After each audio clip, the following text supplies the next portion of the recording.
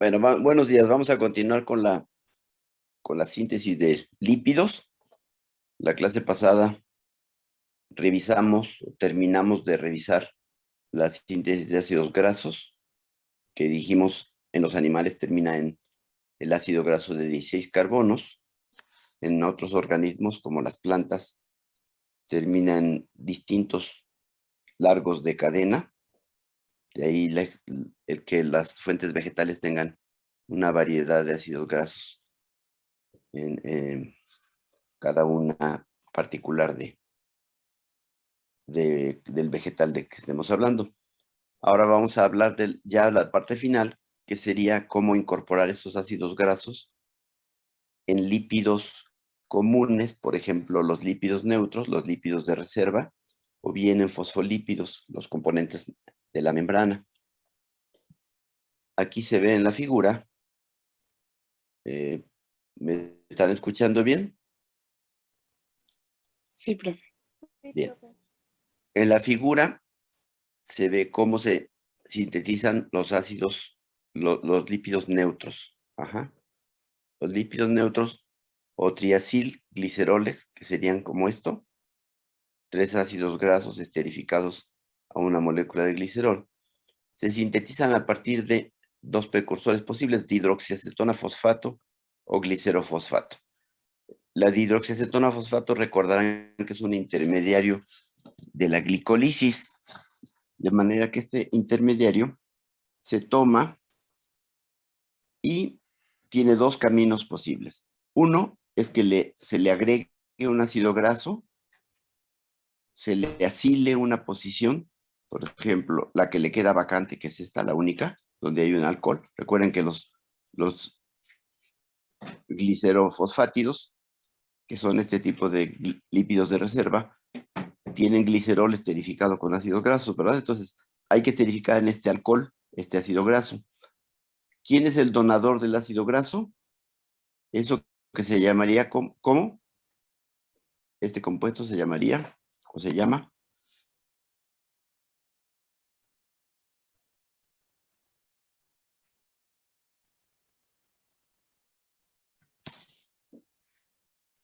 a ver, ¿cómo se llama? Es un acil, ¿no? Claro, Así, bueno, en acil-CoA. acilcoenzima, exacto.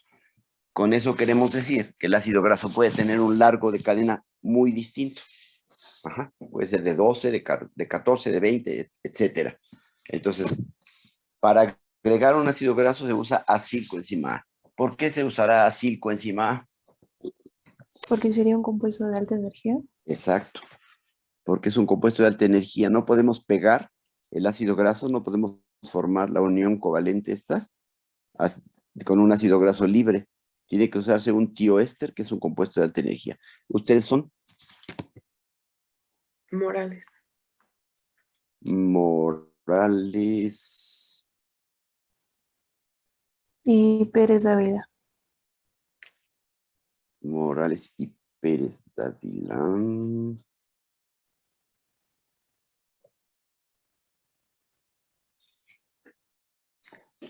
Correcto.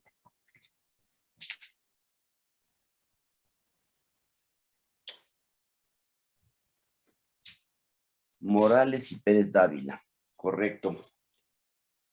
Bien, entonces, decíamos que un camino es que a la dihidroxiacetona fosfato se le asile en el único hidroxilo disponible un ácido graso, y eso se llamaría, ¿sabe cómo se llama este compuesto? Se llama 1-acil-glicerofosfato. También se llama, fíjense muy bien, 1-acil-glicerofosfato. Bueno, mejor lo vamos a comentar cuando revisemos los fosfátidos de la membrana. Bueno, entonces está claro este camino. Aquí se le agrega un grupo acilo al único grupo disponible. ¿Qué habría que hacer acá? Pues también agregar un acilo, pero este es un grupo cetona. Entonces, el siguiente camino sería reducir esta cetona a alcohol con NADPH como donador de hidrógenos, y ya tenemos un grupo alcohol adicional, y ahora sí, otra vez una transferasa de un grupo acilo le va a introducir el que falta. Y eso da lugar al ácido fosfatídico, que se acuerdan que es en principio la base de los fosfolípidos, pero aquí no estamos hablando de fosfolípidos, ahorita estamos hablando de lípidos neutros. Por otra parte, la dihidroxiacetona fosfato puede, antes de acilarse, reducirse a glicerol fosfato, y ahora sí, participar dos acilasas, una en posición 1, otra en posición 2, y agregar los ácidos grasos que le faltan. Bueno, entonces, ¿qué es lo que formamos aquí? El ácido fosfatídico. Este ácido fosfatídico es precursor de los dos tipos de lípidos, de los de reserva y de los fosfolípidos, de los fosfátidos. Quiere decir que a partir de este compuesto podemos formar material de reserva o material membranal. Entonces, lo que sigue es que ese ácido fosfatídico, para hacer un lípido neutro que tiene 3 ácidos grasos, hay que quitarle el fosfato. Aquí participa una fosfatasa del ácido fosfatídico, quita el fosfato y genera difosfatidilglicerol. Diacilglicerol, mejor dicho, diacilglicerol. Ajá. Este diacilglicerol es acilado por una tercera aciltransferasa y ya tenemos una grasa neutra. Entonces, la síntesis de una grasa neutra pasa por ácido fosfatídico como intermediario para tener ya finalmente los 3 ácidos grasos. Este ácido graso no tiene ninguna carga, tiene ácidos, este triglicérido, o mejor dicho, triacilglicerol, no tiene ninguna carga, y las cadenas sabemos que pueden ser de tamaños variados. Es preferible normalmente que los lípidos tengan cuando menos un ácido graso insaturado, y si tienen insaturaciones omega 3 u omega 6, mucho mejor. Y entonces esto depende de la dieta. ¿Qué ácido graso le vamos a poner a nuestros lípidos de reserva? Decíamos que a diferencia de las proteínas o los carbohidratos o los ácidos nucleicos, en el caso de los lípidos nosotros sí incorporamos ácidos grasos ya terminados a nuestras grasas neutras, de manera que dependiendo de la dieta vamos a tener los ácidos grasos aquí más saturados, si tomamos pura grasa saturada, o bien más insaturados. Ajá. Entonces es por eso conveniente, como los ácidos grasos se incorporan intactos con frecuencia, es conveniente una dieta rica en ácidos grasos no saturados, principalmente omega 3 y omega 6. Bueno, entonces la última parte que vamos a revisar es cómo se forman los fosfolípidos. Los fosfolípidos se forman, recuerden que los fosfolípidos, o los fosfátidos, tienen esta estructura: glicerol, 2 cadenas de ácido graso, ácido fosfórico aquí esterificado, y finalmente una base orgánica aquí, que puede ser etanolamina, colina, serina, puede ser también glicerol, que no es una base, pero puede ser glicerol, o puede ser inositol, que es un polialcohol. Entonces, el precursor para esos fosfolípidos también va a ser el ácido fosfatídico, con más razón, porque la estructura básica de los fosfolípidos lleva esto, más una base aquí, ¿no? Entonces, primero vamos a ver cómo se incorpora la base. Para variar, la base no se va a poder pegar por sí misma. Para que se pegue la base tiene que formarse un derivado de alta energía. Y eso es lo que ocurre aquí. Vamos a poner, por ejemplo, aquí nada más cómo se introduce la etanolamina. Pero esto funcionaría o privaría para cualquier base orgánica que vayamos a poner. Esta es etanolamina, ¿de acuerdo? Fíjense, aquí es etanol y un grupo amino en el carbono alfa, digamos, respecto al hidroxilo. Etanolamina. Pero también podría ser colina. Si tuviera 3 metilos aquí sería colina. O serina, este sería el OH de la serina, etc.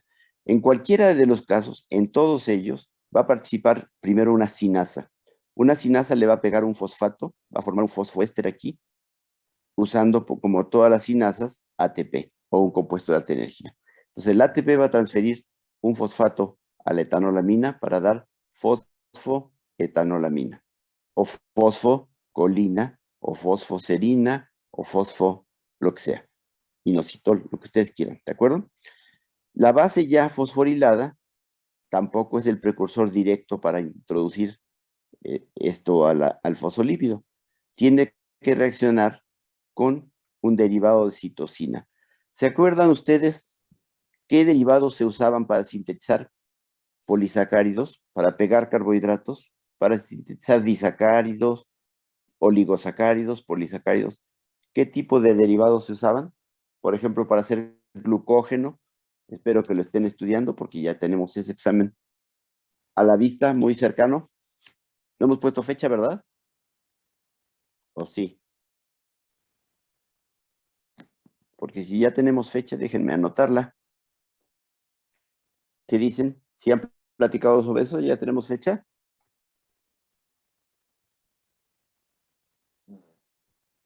Recuerden que es presencial. Todavía no tenemos fecha. Bueno, entonces lo platicaremos. No lo dejen pasar demasiado tiempo. Bien. Entonces, ¿quién se acuerda qué derivados se usaban para sintetizar, por ejemplo, glucógeno? Para agregar glucosas al polímero y agrandar el tamaño del glucógeno.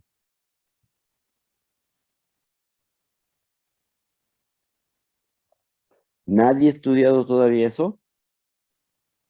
Es de lo primero que tienen que estudiar: glicólisis, inversa de glicólisis, metabolismo de glucógeno y otros carbohidratos. Porque luego viene ciclo Entonces de sería Krebs. piruvato. ¿Perdón? No. La pregunta es, para que se peguen residuos de monosacárido, se usa un derivado de en el caso del glucógeno, un derivado de glucosa. ¿Qué derivado de glucosa es el que dona los residuos de glucosa para la síntesis del polímero? Incluso para la síntesis de un disacárido, no se hace a partir de los 2 azúcares nada más, porque se requiere un derivado de alta energía. ¿Qué derivado se usa para pegar residuos de glucosa en el glucógeno? La glucógeno sintasa, ¿qué derivado se usa? Son los glucosa monofosfato. ¿No se oye bien? Que sí son las glucosa 1-fosfato. Glucosa 1 sería un poco el equivalente a esto. Aquí para pegar etanolamina, la estamos fosforilando, sí. La glucosa se fosforila en posición 1 para dar glucosa 1-fosfato, pero no ese es el intermediario ya directo que adiciona la glucosa al glucógeno. ¿Qué le pasa después a la glucosa 1-fosfato? Reacciona con alguien más para dar el precursor directo, el que pega los residuos. Esto hasta cuando se hace un disacárido, compañeros. Si queremos pegar glucosa más fructosa para hacer sacarosa, uno de los carbohidratos tiene que ser un derivado de alta energía y tiene que ir unido a esta molécula. ¿Quién se acuerda qué molécula es la que dona los residuos de glucosa al polímero?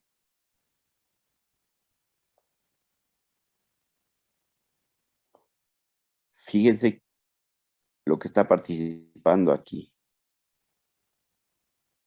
¿Qué es esto? Es un compuesto de alta energía. Sí, ¿qué se llama? Es fosfatanolamina. A ver, perdón, es que no lo debo haber señalado bien.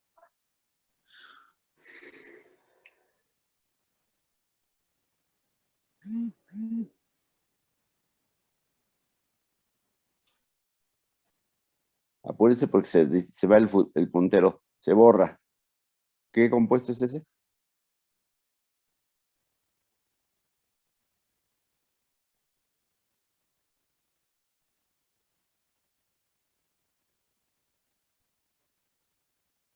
No me digan que no se acuerdan. ¿A qué les suena?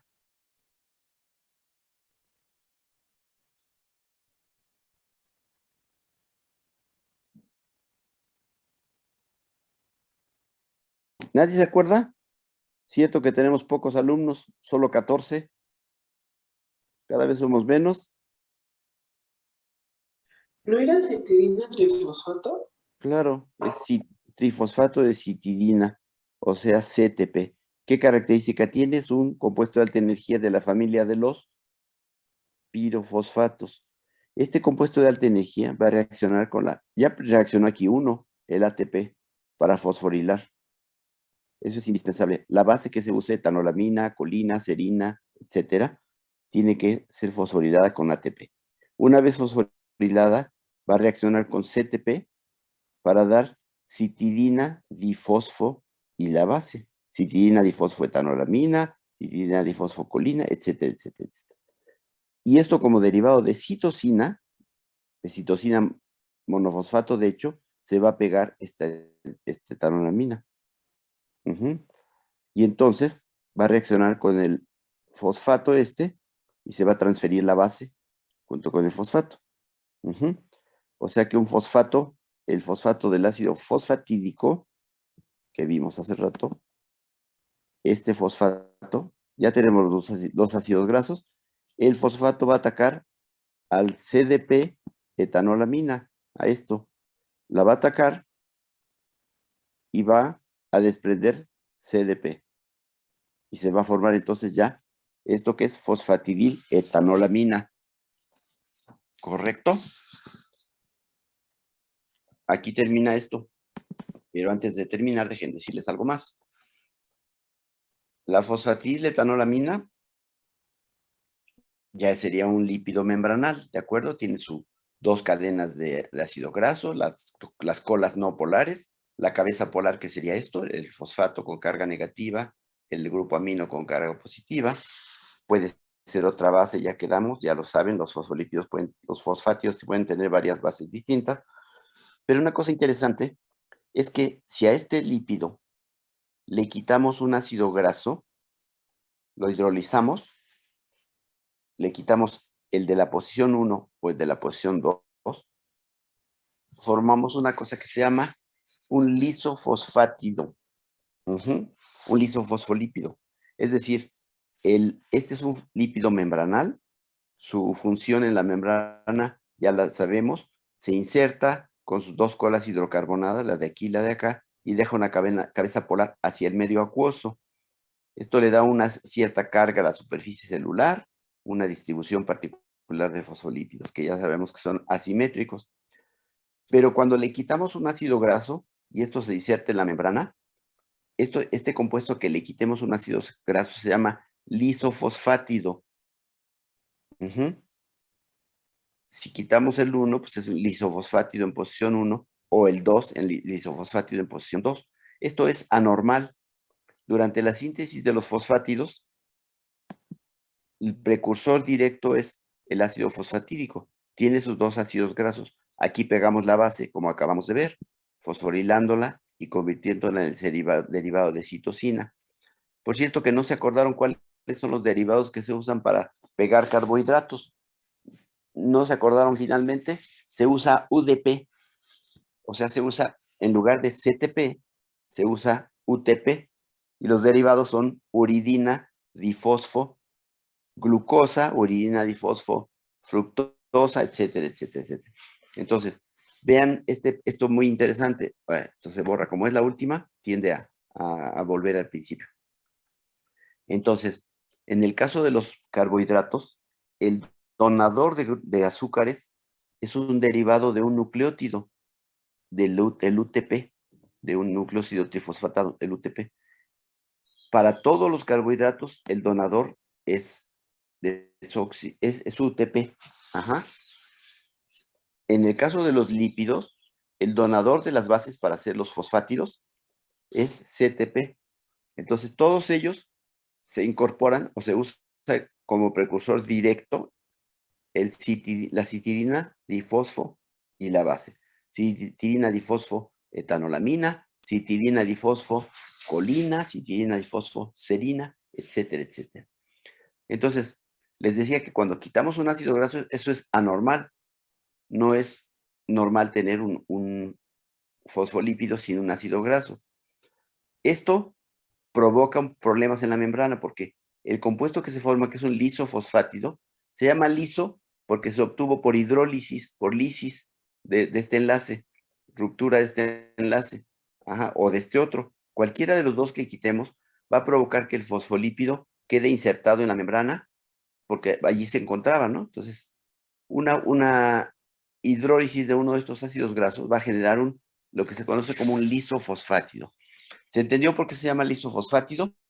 Porque tenemos un fosfolípido completo, le quitamos una cadena, hacemos una lisis de un ácido graso y se genera un lisofosfátido. Ya sea que falte el ácido graso de la posición 1 o el de la 2, este lisofosfátido va a va a insertarse en la membrana y solo va a tener una cadena de ácido graso y no las dos. Y esto provoca distorsiones en la membrana y esto provoca alteraciones en el metabolismo importantes. Las serpientes tienen en su veneno, entre muchas cosas, tienen enzimas líticas, tienen nucleasas, tienen lipasas. Las serpientes tienen fosfolipasas.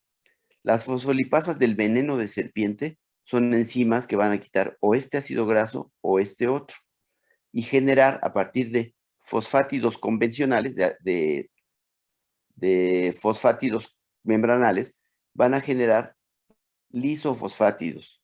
Y los lisofosfátidos van a provocar pues alteraciones en la membrana. Entonces, uno de los mecanismos de acción de los venenos de las serpientes es tomar los fosfolípidos que comúnmente tenemos en la membrana, los fosfátidos en particular, e hidrolizar ya sea aquí o acá. El veneno de serpientes tiene los dos tipos de lisofosfatidasas, que serían que cortan en la posición 1 o que cortan en la posición 2. Cualquiera que sea el caso, van a generarse lisofosfátidos, que son moléculas que distorsionan la estructura membranal y el metabolismo celular también, ¿de acuerdo? Entonces, para que sepan cuál es el mecanismo de acción de el veneno de serpientes, cuando menos en lo que a los lípidos se refiere porque también tienen hidrolasas de ácidos nucleicos. Ese veneno tiene abundancia de enzimas líticas para lípidos y para ácidos nucleicos. Bueno, con esto terminamos todo lo que tiene que ver con la estructura de los lípidos y la síntesis y degradación de los ácidos grasos. Y en este caso de los lípidos neutros y de los fosfolípidos, ¿de acuerdo? De los fosfátidos. No vamos a ver la síntesis de otros lípidos como los esfingolípidos, ni mucho menos, porque esto va más allá de lo que el programa contempla. De manera que vamos a hacer un cambio abrupto de tema y vamos a pasar a algo muy distinto. También vamos a hablar de catabolismo, pero de catabolismo de aminoácidos. Ya hace tiempo vimos las proteínas, vimos sus constituyentes que son los aminoácidos, pero no hemos hablado de cómo se incorporan al metabolismo los aminoácidos, siendo que ya revisamos cómo se incorporan los carbohidratos vía glicolisis, ciclo de Krebs, etcétera, cómo se incorporan los lípidos vía beta-oxidación. Bueno, pues, cómo se incorporan los aminoácidos también es un asunto que vamos a revisar, pero de manera muy puntual, muy superficial. Ahorita les voy a explicar por qué no vamos a ver con detalle esto. Primero, porque no está contemplado en el programa, y ahorita les digo por qué no está contemplado en el programa. Entonces, cambiamos de tema y vamos a hablar de metabolismo del nitrógeno proteico, metabolismo de aminoácidos, de manera general. Ahorita les digo por qué es de manera general esto. Entonces, cambiamos de presentación. Vamos a cerrar esta.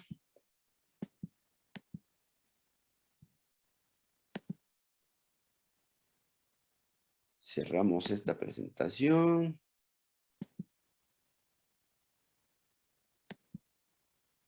Y vamos a abrir otra, que es esta. La voy a compartir.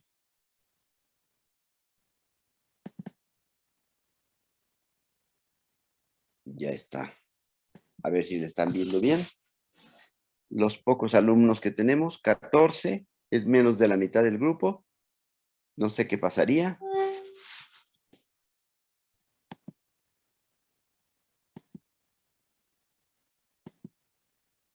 No está en la presentación correcta, disculpen. Catabolismo de aminoácidos. Seguramente tenía dos abiertas.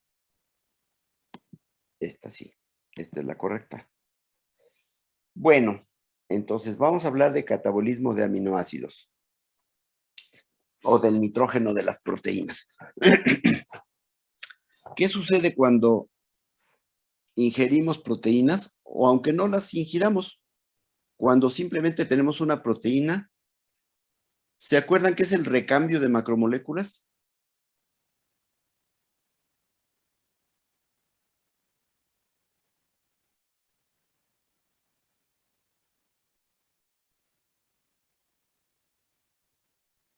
¿Alguien se acuerda?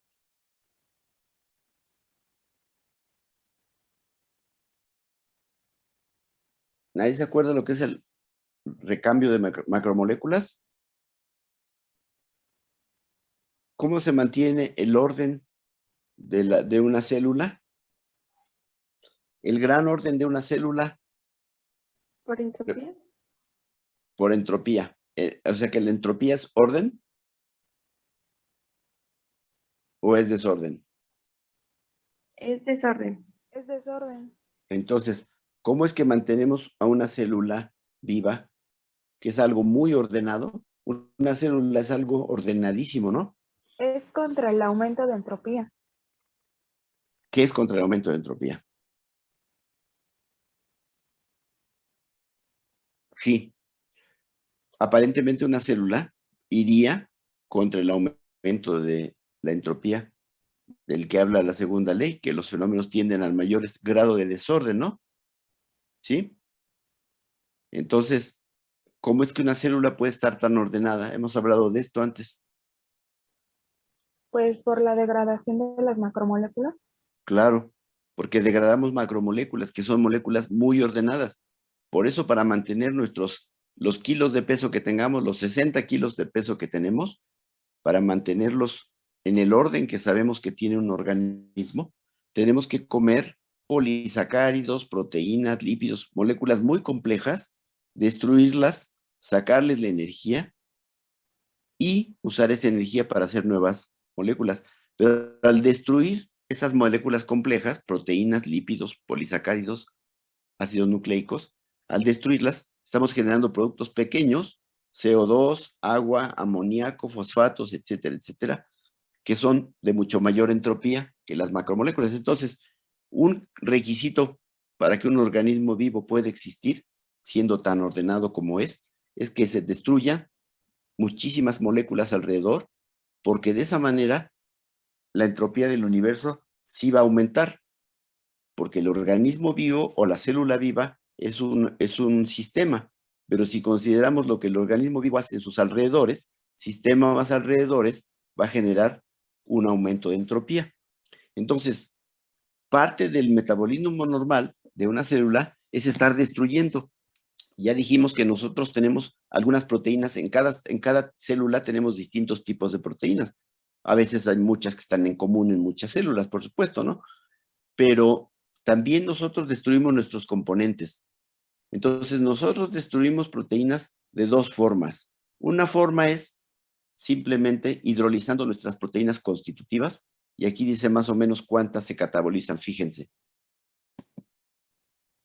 Según esta diapositiva, que la voy a poner completa, la degradación de proteínas ocurre en proteínas internas. Dentro del organismo estamos degradando 1 a 2% de nuestras proteínas totales del músculo, por ejemplo. Todos los días estamos degradándolas. ¿Por qué? Pues porque las proteínas, después de que se sintetizaron y cumplen su papel, son degradadas porque tenemos proteasas, tenemos enzimas que van a degradarlas. Y es parte del recambio de macromoléculas. Así como las degradamos, también las sintetizamos porque tenemos que reponerlas. Entonces, los genes que dan lugar a la síntesis de estas proteínas, pues están activos reponiendo toda proteína que se destruya. Pongamos, por ejemplo, un glóbulo rojo. El glóbulo rojo es una bolsita que tiene muchos tipos de proteínas, pero la más abundante es la hemoglobina, ¿no? Entonces, la hemoglobina de un glóbulo rojo, pues, tiene un tiempo de vida, el tiempo que tiene el glóbulo rojo. No me acuerdo cuánto es, creo que es un par de meses, una cosa por el estilo. Pero ese glóbulo rojo se va a destruir, y se va a destruir y va a liberar toda su hemoglobina a la sangre. La hemoglobina se va a procesar y nos va a dar una serie de productos de degradación de color amarillo, que son los que le dan color a la orina, por ejemplo. Entonces, la destrucción de las proteínas es algo permanente. Y dice esta diapositiva que estamos degradando entre 1 y 2% de nuestras proteínas musculares. 1 o 2% del total de las proteínas musculares no es poca proteína, ¿eh? Es muchísima proteína, porque nuestro músculo tiene una gran cantidad de proteínas, es mucho peso, digamos. Bueno, de estas proteínas, el 75 al 80% de los aminoácidos que se liberan se reutilizan para hacer nuevas proteínas, o sea, la mayoría. Hidrolizamos, tomamos los aminoácidos, no los tiramos, no los mandamos a la orina, no los secretamos. La mayoría de ellos, cuando menos 3/4 partes, las vamos a usar para hacer nuevas proteínas. El resto lo vamos a degradar. Y lo vamos a degradar como aminoácidos que se van a desechar. ¿Cómo creen que se degradan los 20 aminoácidos? ¿Está clara la idea? Es decir, rompo una proteína en sus aminoácidos, 20 aminoácidos distintos. Y esos aminoácidos los voy a reutilizar, de esos no hablamos, esos simplemente se incorporan a la síntesis de proteínas, pero los que se degraden del 20 al 25%, los vamos a destruir y los vamos a convertir. ¿En qué creen que convertimos un aminoácido? En general, ¿en qué podemos convertir un aminoácido? ¿En qué compuestos pequeños, finales?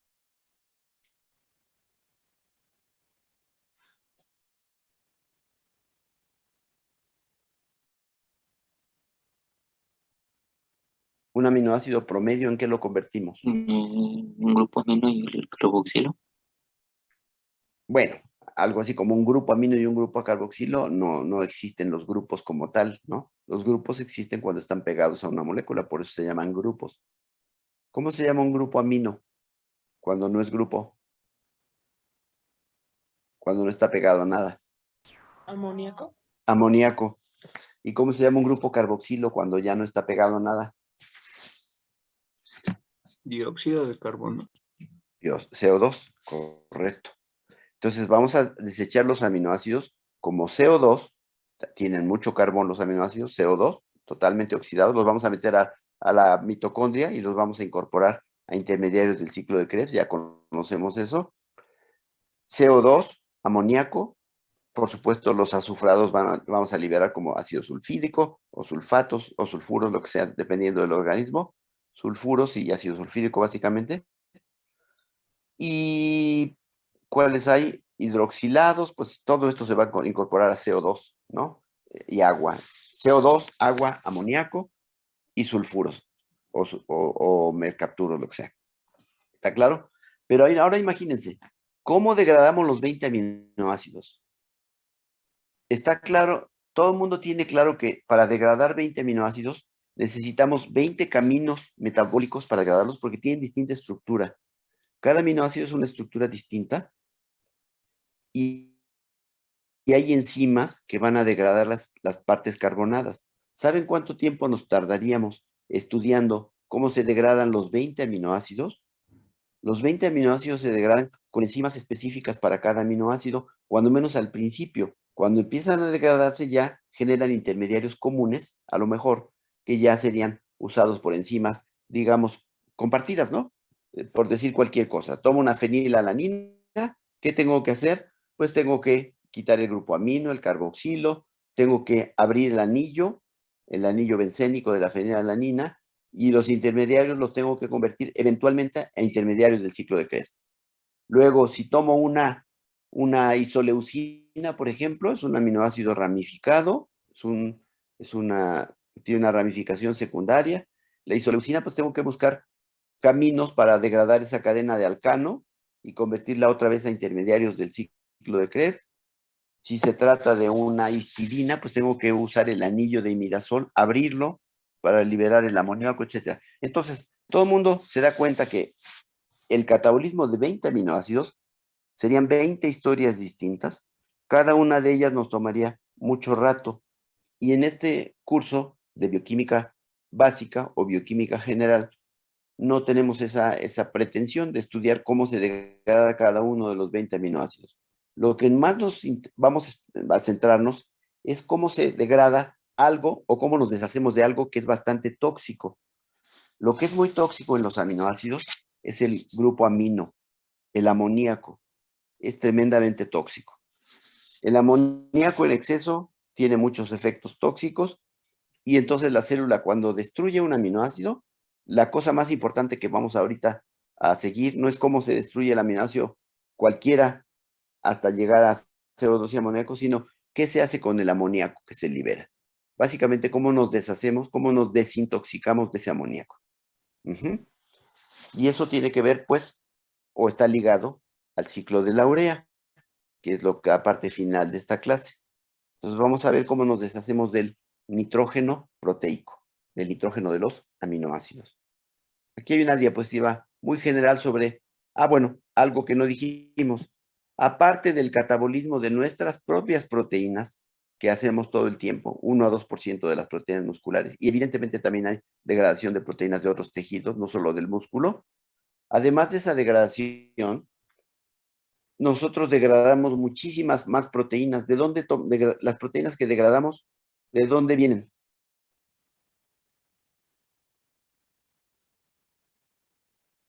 ¿De los alimentos?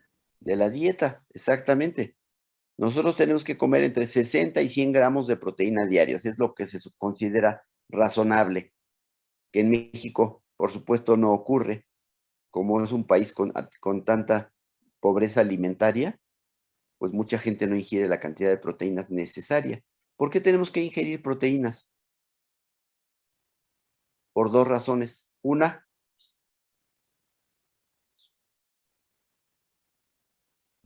Para nuestros músculos. ¿qué necesitan nuestros músculos? ¿Solo los músculos? ¿O todas las células? ¿Por qué, Todas las células. ¿por qué comemos proteínas?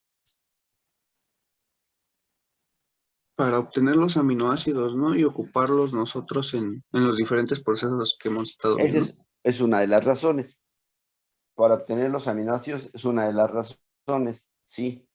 Pero ya vimos aquí que nosotros, pues no necesitamos demasiados aminoácidos en teoría, porque el 75 a 80% de los que degradamos los vamos a incorporar. Pero, ¿por qué necesitamos aminoácidos exógenos entonces? Una respuesta es esa, para incorporarlos a nuestras proteínas. Pero especialmente, ¿cuáles nos interesa incorporar a nuestras proteínas y que tenemos que comerlos? Me parece que son los esenciales, los que no sintetizamos, ¿no? Exacto, los aminoácidos esenciales.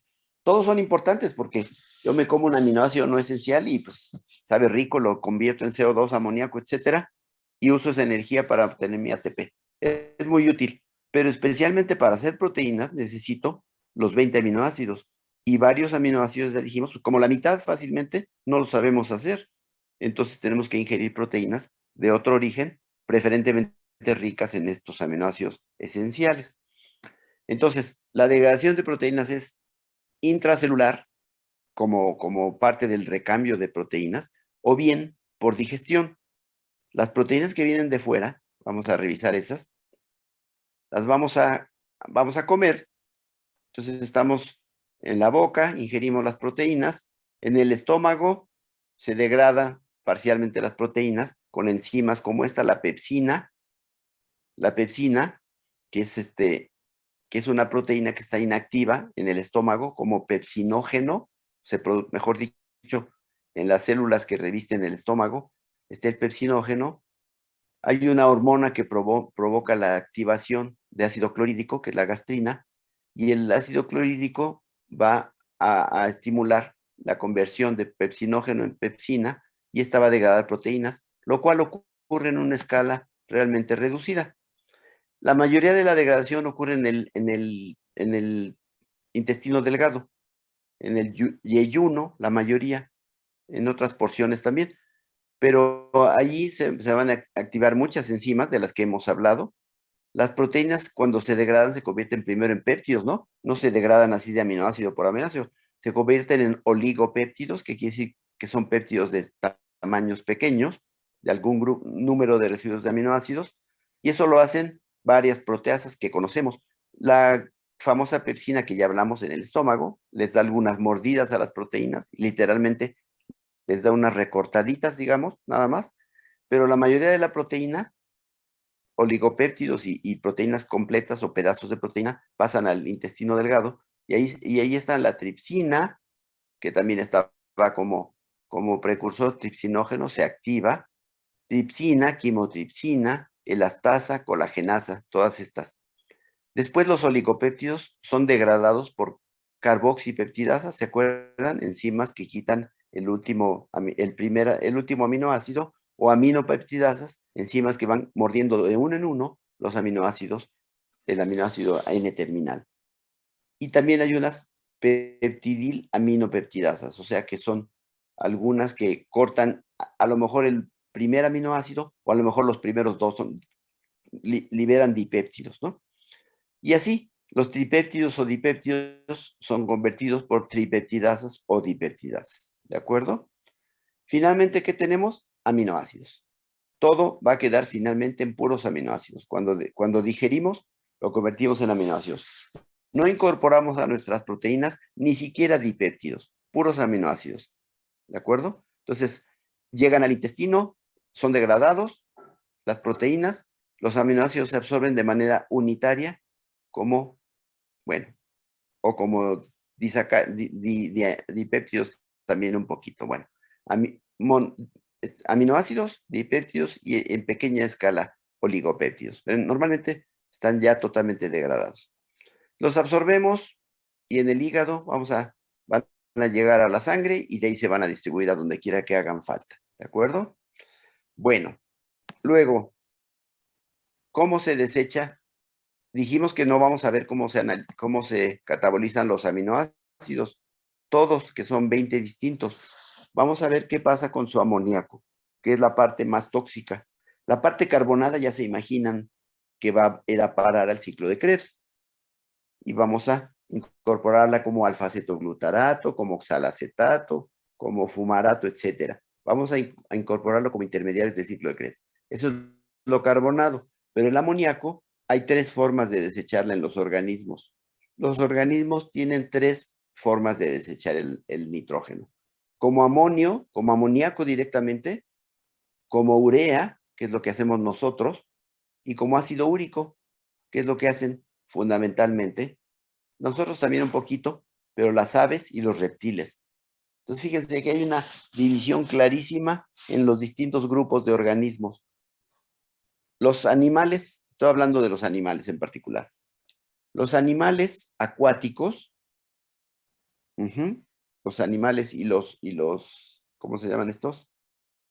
Los anfibios desechan el amoníaco, el nitrógeno de los aminoácidos como amoníaco. ¿Por qué? Porque viven en un ambiente acuoso. En el ambiente acuoso el amoníaco se diluye y ya no les representa ningún problema. Con eso se desintoxican. Entonces liberan directamente amoníaco, lo más fácil. Los mamíferos usamos la urea, o sea, degradamos al nitrógeno, no lo desechamos como amoníaco. Un poquito también, ¿no? A veces tenemos cierto olor amoniacal en las axilas y demás, pero muy poquito. La mayoría del nitrógeno lo vamos a desechar como este compuesto, que se fijan está rico en amonio, ¿no? Es un CO2 con 2 amonios, con 2 amoníacos, digamos. Se llama urea. De las bases nitrogenadas, se fijan que esto es prácticamente una base nitrogenada, sería como una purina. Las purinas las oxidamos a ácido úrico en alguna medida, pero el ácido úrico también lo desechamos en proporción pequeña, pero básicamente desechamos urea.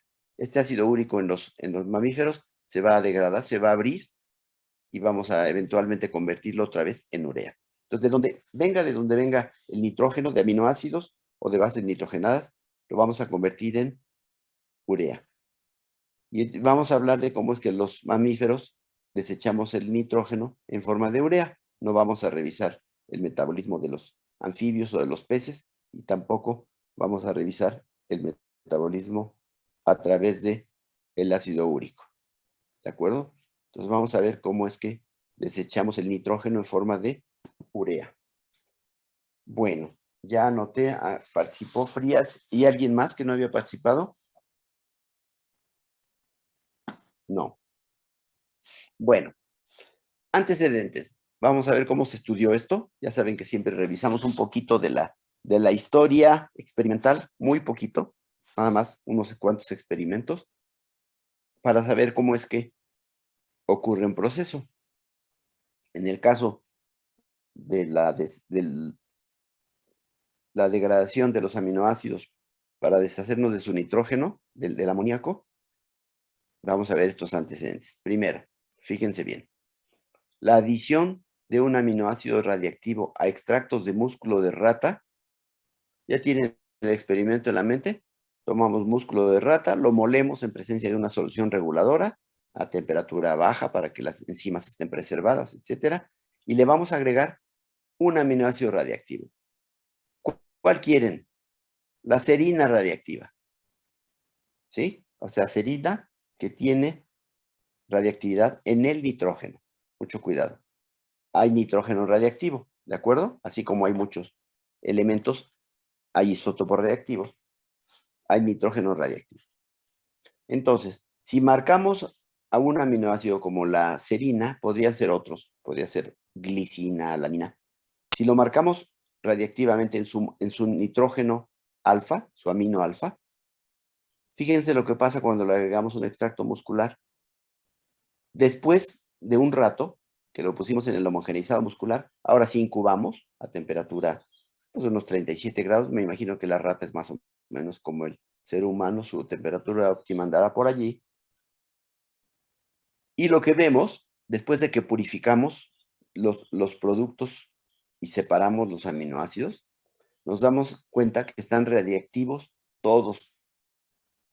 ¿Qué quiere decir? O casi todos. ¿Qué significa? Yo puse serina radiactiva con el amoníaco marcado en el músculo. Después de un rato de incubar el músculo con la serina radiactiva marcada en el amoníaco, en el nitrógeno, encuentro que ahora todos los aminoácidos, o la mayoría, están radiactivos. ¿Qué pasó? Esto ya lo saben ustedes porque me parece que lo vieron en una práctica que se empieza con T, la práctica. Lo de transaminación. Exacto. ¿Qué es la transaminación? Era la transferencia de un grupo amino, de Sí, un aminoácido a un sustrato, pero no recuerdo. a un cetoácido, sí. Acetoácido. La transferencia del grupo amino. Si pongo serina radiactiva a este extracto y veo que todos los aminoácidos están marcados, quiere decir que hubo una transaminación de este amoníaco radiactivo y pasó o se incorporó a todos los aminoácidos, se repartió pues por transaminación. Ahorita vamos a recordar la transaminación. Bueno, entonces el primer dato era este. Que este no nos dice cómo se desecha el nitrógeno, sí. Nada más nos dice que el amoníaco, el grupo amino radiactivo de una serina, pues ahora está en otros aminoácidos. Bueno, eso es interesante, pero no nos está diciendo cómo es que nos desechamos el amoníaco, nada más estamos pasándolo de aminoácido en aminoácido.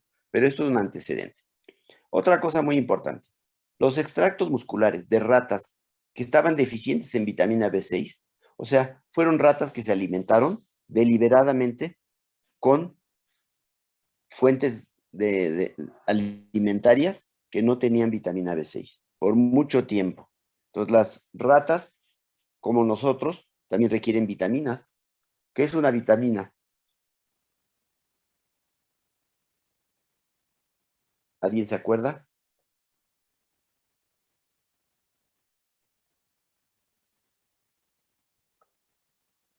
¿Qué es una vitamina?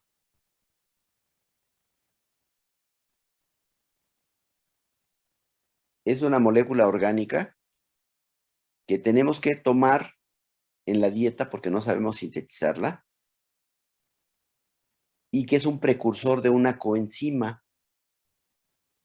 Por ejemplo, el NAD, del que ya hemos hablado, tiene como vitamina precursora la niacina. Tenemos que ingerir nosotros de alguna fuente niacina, que es una molécula a partir de la cual se forma el NAD. Entonces, nosotros no ingerimos, o si ingerimos NAD lo destruimos y recuperamos de la niacina, ¿de acuerdo? La niacina la metemos al metabolismo, le hacemos modificaciones y la convertimos en NAD. También para hacer el FAD necesitamos una cosa que se llama riboflavina. La riboflavina es el precursor del FAD. También la adquirimos en la dieta. Pues así como la niacina para hacer el NAD o la riboflavina para hacer el FAD, requerimos de algunos otros cofactores, otras moléculas que se conviertan en coenzimas. Y aquí la vitamina se llama la vitamina B6. Terminada esta clase, ustedes van a ir a buscar la estructura de la vitamina B6. ¿Qué es la vitamina B6? Es la molécula orgánica que va a dar lugar, después de que la ingerimos y hacemos algunas modificaciones, a una cosa que se llama fosfato de piridoxal. El fosfato de piridoxal, vean qué efecto tiene su ausencia. Veamos. En los mismos extractos musculares de rata, pero ahora de ratas que tienen una avitaminosis, que no tienen vitamina B6 prácticamente, o tienen muy poquita, no muestra esto. ¿Qué quiere decir?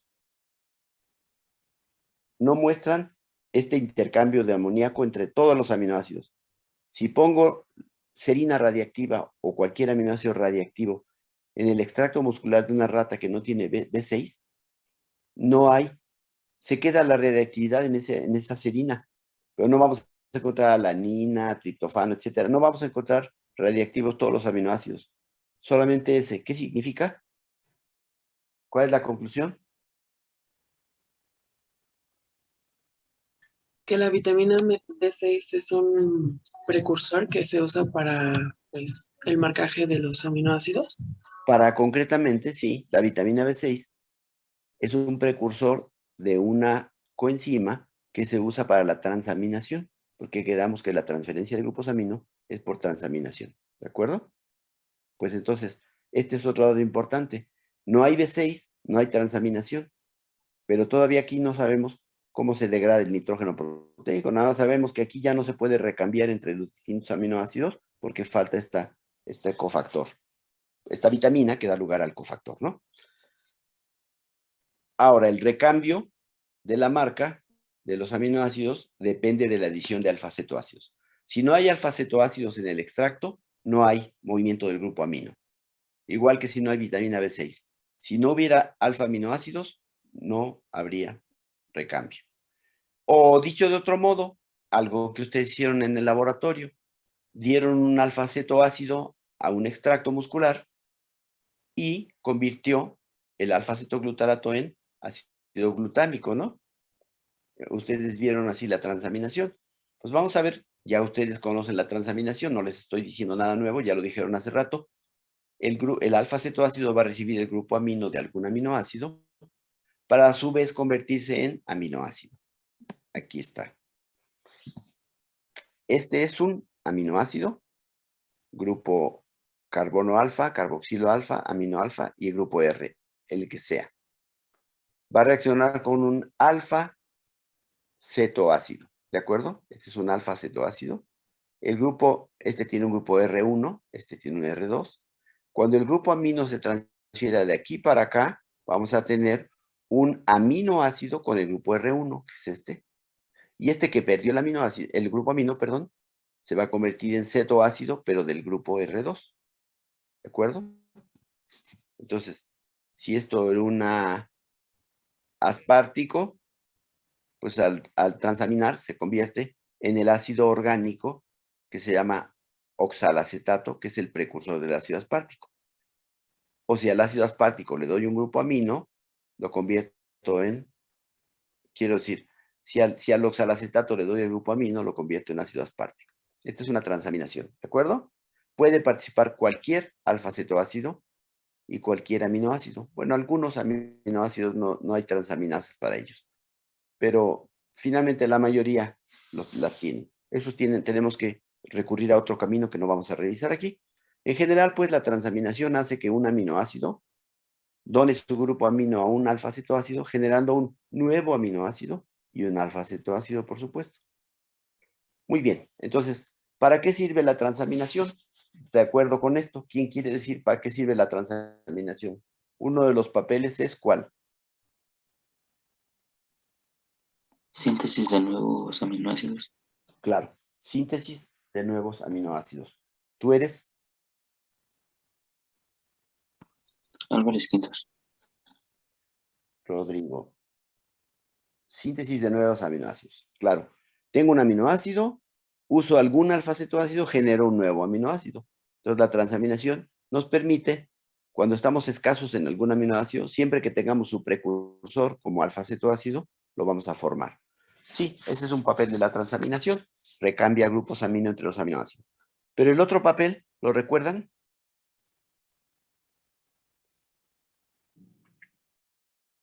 Cuando vieron transaminación, ¿para qué les dijeron que era la transaminación? Además de para hacer nuevos aminoácidos. Eso ya está dicho. Ya lo dijo Rodrigo. No tiene caso que lo volvamos a decir. ¿Para qué más sirve la transaminación?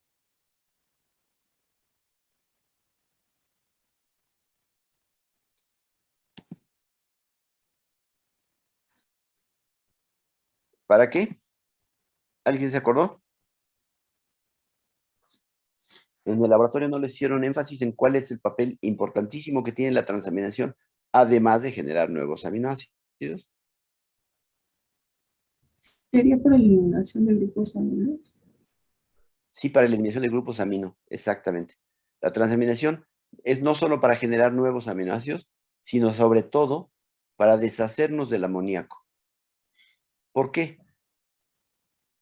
¿Cómo nos deshacemos? Gracias a que existe la transaminación del amoníaco.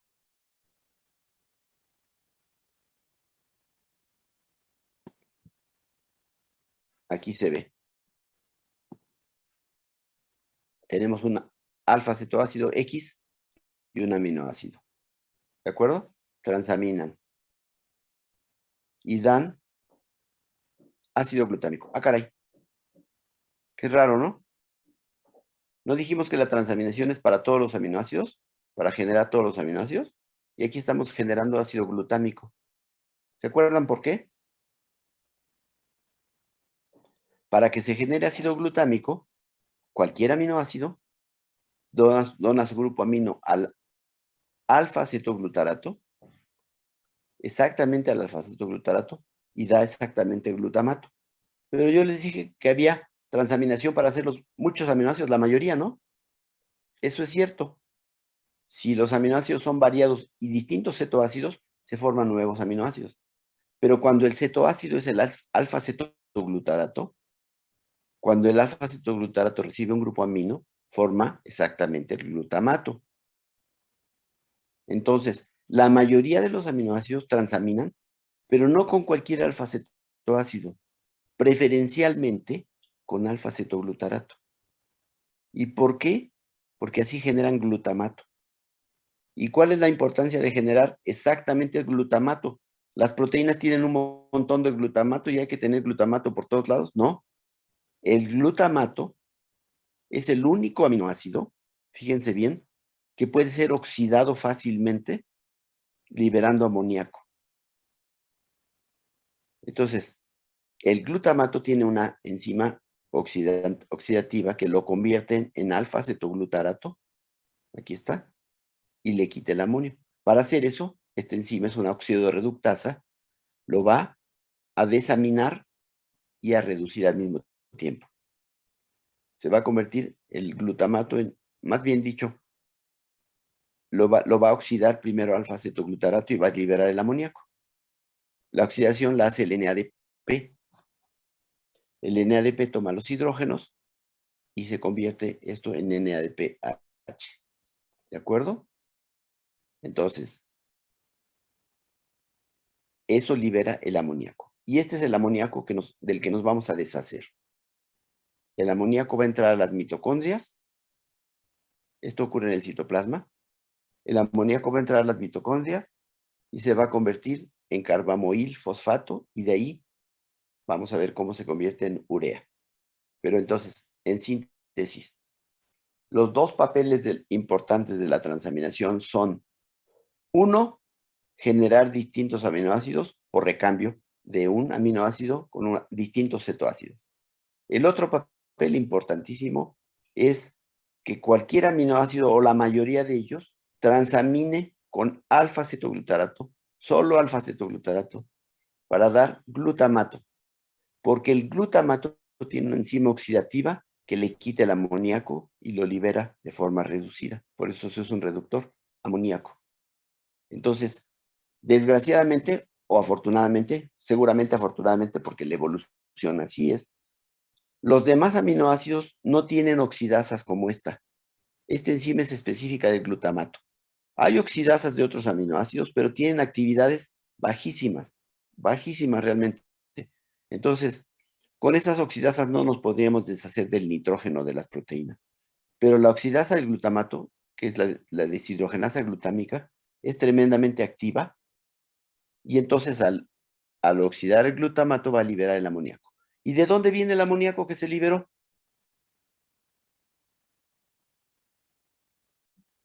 Parece una pregunta capciosa, pero ahí está en el esquema. ¿De dónde viene ese amoníaco que se liberó? Del glutamato. Sí, pero en realidad, ¿de dónde viene en primera instancia? De los ¿Del aminoácidos. aminoácido? De todos los aminoácidos. Los aminoácidos transaminan con cetoglutarato, dan glutamato. Este es el que se oxida, pero este amoníaco no era de puro glutamato que teníamos en las proteínas, era de los distintos aminoácidos que transaminaron y dieron esto que es oxidable, y eso fue muy afortunado porque ya nos deshicimos de este compuesto tóxico que es el amoníaco. Bueno, todavía no nos deshacemos, apenas lo liberamos. Hay que meterlo a las mitocondrias y hay que convertirlos en algo menos tóxico. El amoníaco no puede andar por ahí en la célula por todos lados, porque es tóxico. Bueno, entonces lo que sigue es, vamos a ver cómo este amoníaco se convierte en urea, que es el compuesto que sí desechamos por la orina, ¿de acuerdo? En grandes cantidades. Bueno, muy bien. Entonces el amoníaco entra a la mitocondria y va a reaccionar con 2 moléculas de ATP y CO2. Se va a formar un compuesto orgánico. Estos son inorgánicos. El amonio es inorgánico, el CO2 es inorgánico, y lo que se va a formar es ya un compuesto orgánico, que es el carbamoil fosfato. Esto es carbamato fosforilado. Para que se pegue, fíjense, para que se pegue el CO2 y el amoníaco, y además el fosfato, 3 cosas, se requiere 2 ATPs. Un ATP para pegar estos dos y otro ATP para pegar el fosfato. ¿De acuerdo? Vamos a ver cómo ocurre esto. Esta enzima se llama, como siempre, los nombres de las enzimas son bien fáciles de aprenderse. Carbamoil fosfato sintasa. ¿Y qué tipo de enzima es? Otra vez es una ligasa. Usa ATP para formar este compuesto. Bueno, es más de una reacción las que efectúa. Bueno, vamos a ver. Perdón. Bueno, aquí como que está fuera de lugar. Yo creo que no cambié el orden de esto. Quiero mover esta barra, y podría decir un adjetivo antes de barra. Ya. Alfa-cetoglutarato transamina con cualquier aminoácido para dar glutamato. ¿De acuerdo? Y el glutamato ya vimos que se oxida. ¿Cuáles son los cofactores? Los cofactores son esto, que se llama fosfato de piridoxal.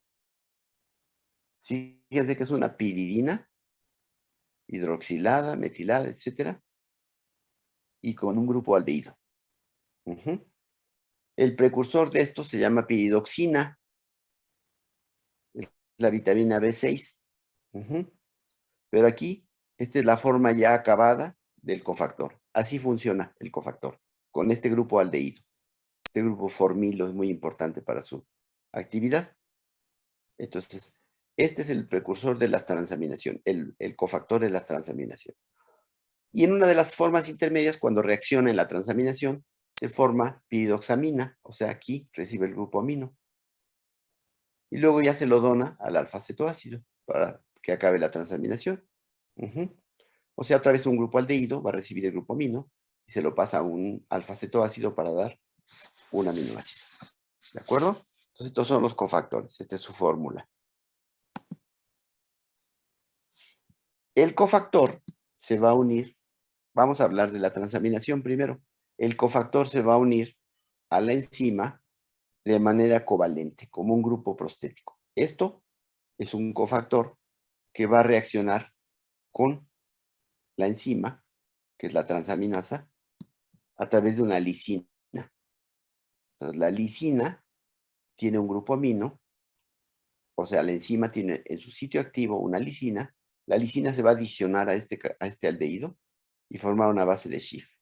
Esta base de Schiff es la que va a participar en la transaminación, ¿de acuerdo? Porque esta enzima es una transaminasa.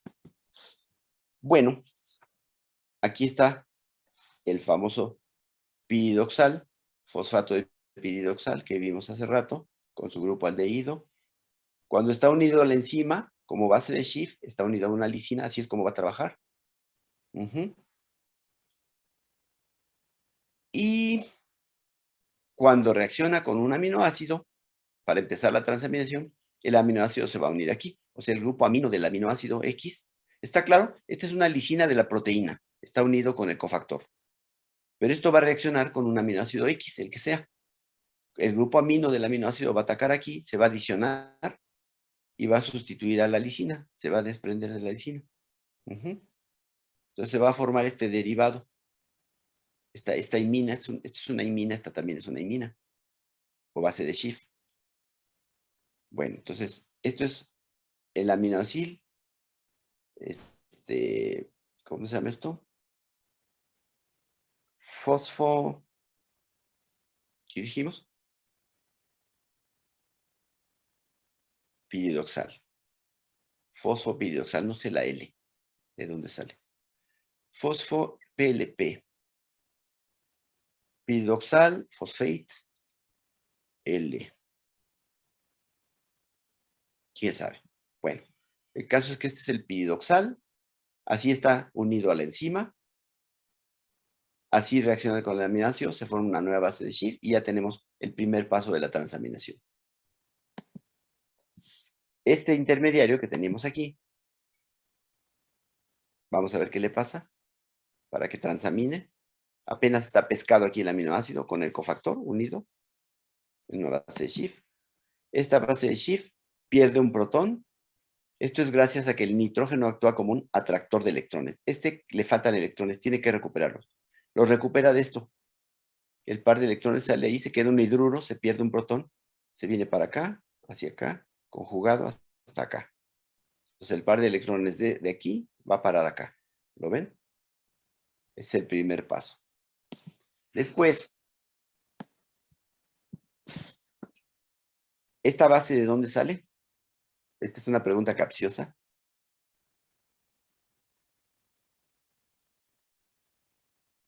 La base que Puede ser. ¿Sí? Bueno, es que en los pasos anteriores decía que se rompía y salía como una lisina. Entonces, de esa lisina puede salir en la cadena larga, tiene un grupo amino. Entonces, puede ser esa base. Sí, porque el grupo amino quedó libre. Cuando se rompió quedó libre. Es buena idea. No necesariamente. Podría ser esa lisina o podría ser. Pero ¿de dónde salió? ¿Dónde estaba la lisina? Era parte de la enzima, ¿no? Entonces esta base puede ser la lisina o puede ser algún otro aminoácido, un carboxilato, una serina, qué sé yo, que pesque este protón. Pero esto es de la enzima. O sea, no se les olvide que esto lo va a hacer una enzima. Este ataque, esta pesca de protón y forma este hidruro, lo hace una base de la enzima. Y aquí hay un ácido. ¿De dónde sale el ácido? De la reacción anterior. Claro, porque la base cuando pesca el protón se puede convertir en el ácido. Y ahora se lo va a donar aquí. Pero para eso hay un regreso. Miren, el par de electrones que había recuperado el nitrógeno, de manera conjugada otra vez se viene para acá, y esto pesca un protón de una base. Y se da un nuevo formato, ¿se fijan? Esto queda reducido. Y ahora el grupo imino, que era entre el aldehído original del piridoxal y el aminoácido, el grupo imino ahora está en el aminoácido mismo, ya no está entre el piridoxal, esto se redujo. El grupo imino está en el aminoácido. ¿Qué sigue? Ya es muy fácil. Esto es una base de Schiff, se hidroliza muy fácil. Aquí el agua va a atacar aquí y va a liberar un cetoácido y esto se va a quedar como grupo amino. ¿Ya terminó la transaminación? ¿Sí o no?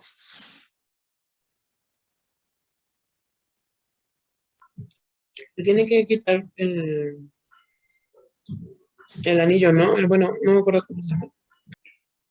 Pero aquí, fíjense, ¿dónde empezó todo? Había un aldehído que es el cofactor de la enzima, pero el cofactor realmente está pegado a la enzima, está como base de Schiff. Bueno, esto es, el piridoxal está pegado como una base de Schiff en la enzima. El aminoácido va a sustituir en la base de Schiff, va a atacar aquí, se va a adicionar y ya lo tenemos unido al cofactor. En esa forma va a sufrir estos recambios que vimos para generar el alfa-cetoácido. ¿Y qué es lo que se quedó del aminoácido en la enzima o en el cofactor? Solo el amonio. Ya formamos uno de los productos. ¿Se acuerdan que los productos los reactivos son aminoácido 1 más alfa-cetoácido 1 nos da aminoácido 2 más alfa-cetoácido 2. Aquí apenas ha entrado en acción el primer actor, aminoácido 1. Todo esto es aminoácido 1, va a generar alfa-cetoácido 1. Es decir, apenas se desaminó el aminoácido y el amino quedó en el cofactor. Lo que sigue es que este grupo amino, esto que se llama piridoxamina, esto que era el piridoxal antes, ahora se llama piridoxamina, que la piridoxamina done el amoníaco ¿a quién? Al nuevo aminoácido. Al nuevo alfa-cetoácido, a otro alfa-cetoácido, ¿verdad? Porque este grupo amino se va a transferir a un nuevo alfa-cetoácido. Bueno, esta parte ya no la tengo aquí. El amoníaco se dona a un nuevo alfa-cetoácido y por caminos muy parecidos se genera un nuevo aminoácido. Un poco revirtiendo todo esto, se va a desprender al final el nuevo aminoácido. ¿De acuerdo? Este se va y bien entra un nuevo cetoácido y todo esto básicamente se revierte. Todo esto en el sitio activo de la enzima y todo propiciado por el fosfato de piridoxal, que es el cofactor. Bueno, pues ya tenemos entonces la transaminación completa. ¿Y qué liberó la transaminación? ¿Qué generó? Para ver si acuerdan. ¿Qué generó la transaminación para nuestros fines catabólicos? Pues en sí se supone que un aminoácido nuevo, ¿no? Con un No, ya más específico para nuestros fines catabólicos, ¿qué generó la transaminación?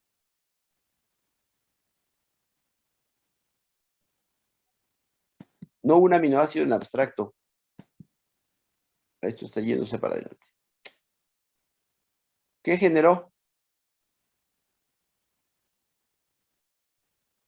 Glutámico. Acuérdense que dijimos que con fines catabólicos la transaminación ocurre sobre todo con alfa-cetoglutárico. Distintos aminoácidos transaminan con alfa-cetoglutárico y el producto es siempre glutámico para estos fines catabólicos. ¿Por qué el glutámico? Vimos que el glutámico se oxida fácilmente por la deshidrogenasa glutámica liberando amoníaco. Entonces, después de relajito con los grupos amino de la transaminación, el producto que se genera es el aminoácido glutámico. Y el glutámico se oxida con una deshidrogenasa glutámica, desprendiendo alfa-cetoglutárico, pero sobre todo desprendiendo amoníaco. Entonces, vamos a empezar lo que sigue con el puro amoníaco. El ciclo de la urea va a comenzar con el amoníaco. Ya vimos la primera reacción que la vamos a recordar ahorita. Primero que nada, las características generales de este proceso catabólico del nitrógeno, que sería desaminación y luego ciclo de la urea. Primero, ocurre en el hígado. El hígado es una fábrica que se dedica a hacer un montón de cosas importantísimas en la célula. Una de ellas, ya se acuerdan, la gluconeogénesis, ¿no? Pero en este caso, el hígado va a hacer el ciclo de la urea. Primero, el ciclo de la urea o el catabolismo del nitrógeno de los aminoácidos es mitocondrial y citosólico. Es decir, que participan enzimas de los dos lugares, de la matriz mitocondrial y del citoplasma. Los dos átomos de nitrógeno de la urea, no se les olvide, son donados por estas moléculas. Uno es el amoníaco del que acabamos de hablar, que vino de la desaminación oxidativa del glutamato, y el otro es el ácido aspartico. O sea, un amoníaco es directo y el otro lo dona este aminoácido que pierde su grupo amino. Entonces hay dos aminoácidos claves para el catabolismo del nitrógeno. Uno es el glutámico y otro es el aspartico. O sea, los aminoácidos ácidos. El glutámico porque va a proveer de amoníaco y el aspartico porque va a proveer de un grupo amino para formar la urea, que recuerdan que lleva dos grupos amino y un grupo ceto. Bueno, este proceso cuesta a la célula, se requiere usar energía para deshacernos de este tóxico que es el amoníaco, requiere de energía y se gastan 4 enlaces de alta energía para deshacernos del amoníaco. La urea entonces se sintetiza en el hígado y una vez que se hace en el hígado, pasa a la sangre y se excreta en el riñón. En el riñón sale y las bacterias básicamente destruyen la urea en CO2 y amoníaco con una ureasa que tienen esas enzimas. ¿De acuerdo? Entonces vamos a ver lo que sigue. Entonces, para ver más o menos cómo está conectado el ciclo de la urea con lo que hemos venido platicando. ¿Dónde empieza todo? A ver, ¿quién quiere decir dónde empieza todo? La gráfica, la figura se llama... Empezaría por el ácido glutámico que está hasta abajo, en rojito. Más atrás. Por el amino libre. No, el amino libre está aquí en medio. No. ¿Dónde empieza todo? Es lo que acabamos de platicar. Estoy recapitulando. Este esquema sirve para que recapitulemos y nos volvamos a centrar. Porque a veces entramos al ciclo de la urea y todo, y ya no nos acordamos quién alimentó al ciclo de la urea. Y esto es lo que dice. ¿Con Esta otros figura. aminoácidos? Ajá. Las fuentes de nitrógeno para el ciclo de la urea son, ¿cuáles aminoácidos? ¿Dónde empieza el esquema? En la esquina superior izquierda. Exacto, aquí empieza. Todos los aminoácidos pueden transaminar, ¿cierto? ¿Sí? Pero hay dos transaminasas particularmente importantes. La que genera glutámico, transaminando distintos aminoácidos con alfa-acetoglutárico se genera glutámico, y la que genera aspartico, porque dijimos que el aspartico también dona un grupo amino.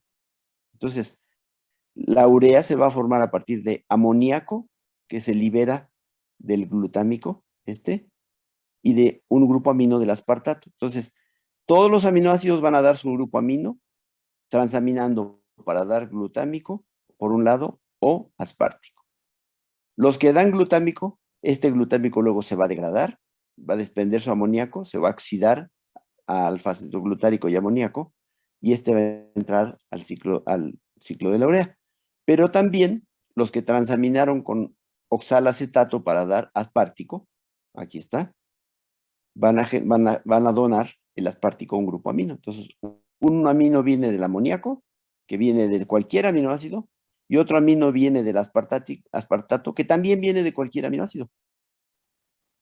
Ya tenemos los dos ingredientes, el amino que va a donar el aspartico y el amino que viene de la oxidación del glutámico. Todos provenientes de forma primigenia de puros aminoácidos. Todo el mundo que habló ya había participado, lo había notado, ¿verdad? ¿O no? Si no, díganmelo. Bueno, entiendo que sí. Pues bien, vamos a ver cómo ocurre el famoso ciclo de la urea que dijimos que va a ocurrir en el hígado en dos compartimientos. Las primeras dos reacciones van a ocurrir en la mitocondria, mientras que las últimas van a ocurrir en el citoplasma. Aquí está la reacción.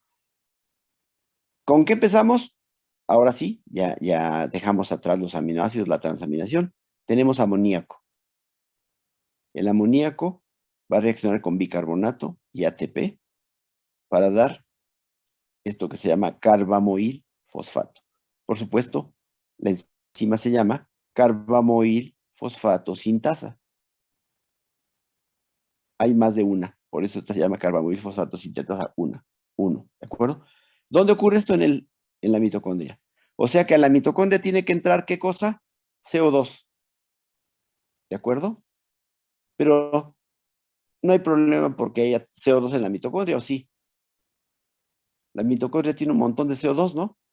Del ciclo de Krebs, ¿se acuerdan? Y de la reacción preparatoria se desprende CO2. Entonces el CO2 está en la mitocondria. Tiene que entrar el amoníaco.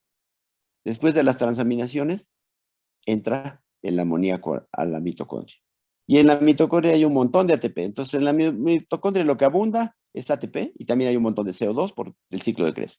Esos dos van a reaccionar con amoníaco para dar esto que tiene CO2, amoníaco y un fosfato, carbamoil fosfato. Este va a reaccionar con un aminoácido medio raro. Fíjense la estructura de este aminoácido. ¿A quién se parece? Lisina.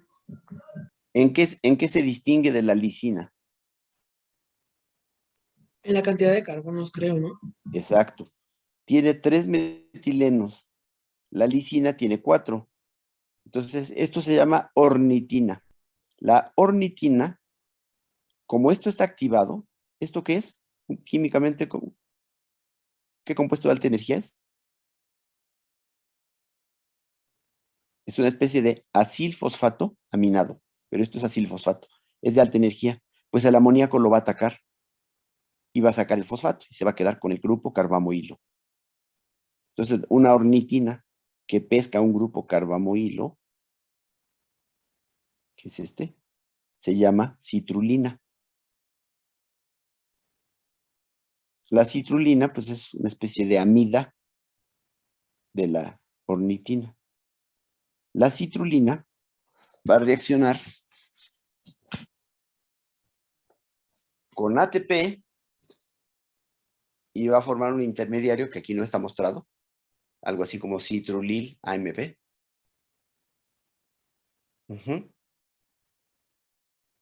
Y con aspartato. Aquí va a entrar el aspartato. Entonces, entra el aspartato, sale el AMP y se forma un agregado entre la citrulina y el aspartato que entró. Este era el aspartico, esta era la citrulina. Esto se llama arginino succinato. Arginino succinato, porque este es una especie de arginina. ¿Se fijan? Este se parecía a la lisina, ¿no? Le faltaba un CH2. Este es una arginina, fíjense. Todo esto son 3 H2s y el grupo guanidinio. Pero está pegado a un succinato, o sea, al aspartato original. Entonces, este amino, ¿de dónde salió? ¿De dónde salió este grupo amino?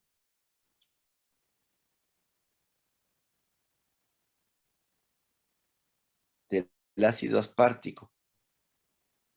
El grupo amino del ácido aspartico atacó a este compuesto, se le adicionó y se formó esto que se llama arginino succinato. Después, ¿cómo se llama esta enzima? Son muy fáciles los nombres de las enzimas, ¿no? Fíjense, esta se me olvidó decirles. Aquí teníamos ornitina y le vamos a pegar un grupo carbamoilo, ¿no? ¿Sí?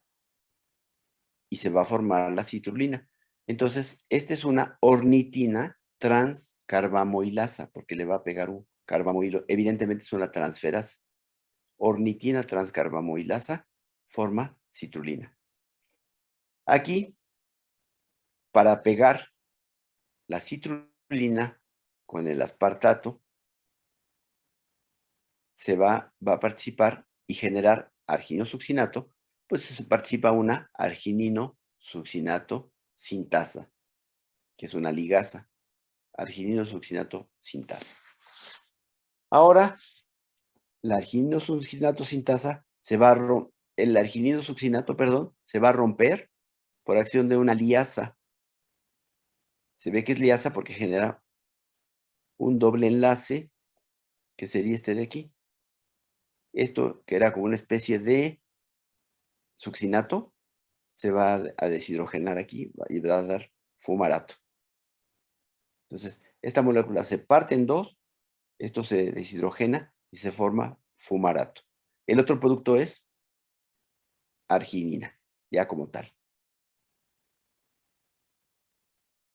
En el ciclo de la urea, la arginina, que es un aminoácido normal en las proteínas, va a ser degradado, se va a romper aquí, va a perder todo esto de arriba, digo, por hidrólisis. Aquí una hidrolasa va a quitar esto, va a atacar el agua aquí, se va a romper la unión con esto, y se forma ornitina y urea. ¿De dónde salió el primer el nitrógeno de la izquierda, el rojo? Del amoníaco. ¿De dónde salió el azul? Del ácido aspartico, el grupo alfa-amino del aspartato.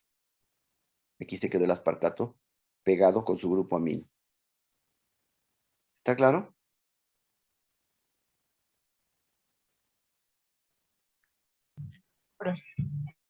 ¿Sí? ¿Lo habían revisado en la práctica o no? Esto. Así completo no. Más o menos rapidito, ¿no? Porque el tiempo en la práctica es muy reducido, es comprensible. Bueno, aquí está lo mismo, pero más barato, como dice el doctor Simi. Lo mismo, pero más sencillo, digamos. ¿De acuerdo?